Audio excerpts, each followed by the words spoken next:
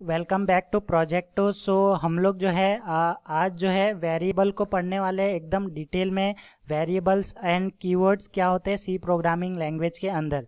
तो मैं ये जो सारे थियरी पार्ट्स आप लोग को करा रहा हूँ वो सब कुछ आप लोग को याद में रखना है, क्योंकि यही सब कुछ जो है एप्लीकेशन डेवलपमेंट में काम आता है और यूज़ होता है। तो ये बेसिक्स आप लोग को याद रहेगा तो आप लोग जो है कोई भी प्रोग्रामिंग लैंग्वेज हो आप लोग इजीली सीख सकते हो। अगर आपने सपोज 3 प्रोग्रामिंग लैंग्वेज सीख लिया, जैसे कि बेसिक आपने सी प्रोग्रामिंग लैंग्वेज एकदम अच्छे से कर लिया, तो आप लोग को दूसरा प्रोग्रामिंग लैंग्वेज सीखने में ज़्यादा दिक्कत नहीं आने वाला।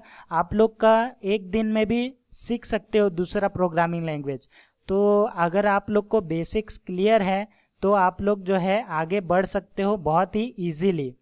तो इसलिए जो है आप लोग को बेसिक्स एकदम क्लियर करना चाहिए, फंडामेंटल्स जो है आप लोग को एकदम क्लियर होना चाहिए।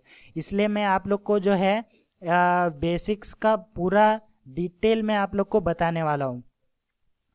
तो यहाँ पे बात करते हैं वेरिएबल एंड कीवर्ड्स। तो वेरिएबल क्या होता है, कैसे डिक्लेयर करते हैं, मैंने आप लोग को ऑलरेडी बता दिया था कि वेरिएबल एक कुछ नहीं है, एक कंटेनर है जिसके अंदर हम लोग कुछ ना कुछ स्टोर करके रख सकते हैं, यानी कि उसके अंदर कुछ ना कुछ डेटा टाइप स्टोर करके रख सकते हैं।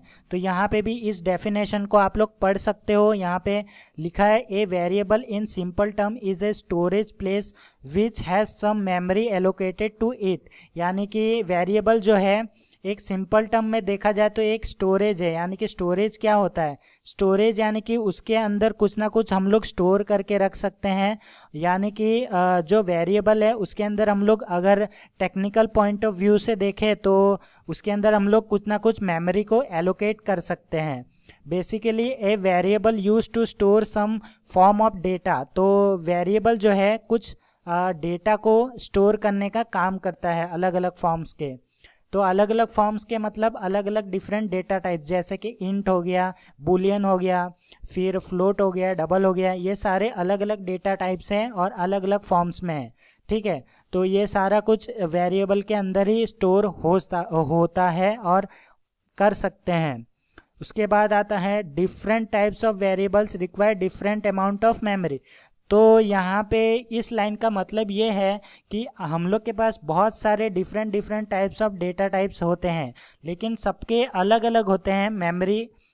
जो उसका अमाउंट ऑफ मेमोरी होता है वो सबके अलग अलग होता है। कोई जो है 4 बाइट लेता है, कोई 1 बिट लेता है, कोई 1 बाइट लेता है, कोई 8 बाइट लेता है, कोई 16 बाइट लेता है। तो वैसे ही हम लोग जो है वेरिएबल के अंदर अलग अलग वैरायटी के जो डेटा टाइप्स है उसको भी स्टोर कर सकते हैं। And have some specific set of operations which can be applied on them. तो उसके अंदर जो भी स्पेसिफिक सेट होगा, यानी कि उसके अंदर जो भी ऑपरेशन हम लोग परफॉर्म करेंगे वो सारे कुछ वेरिएबल के अंदर कर सकते हैं।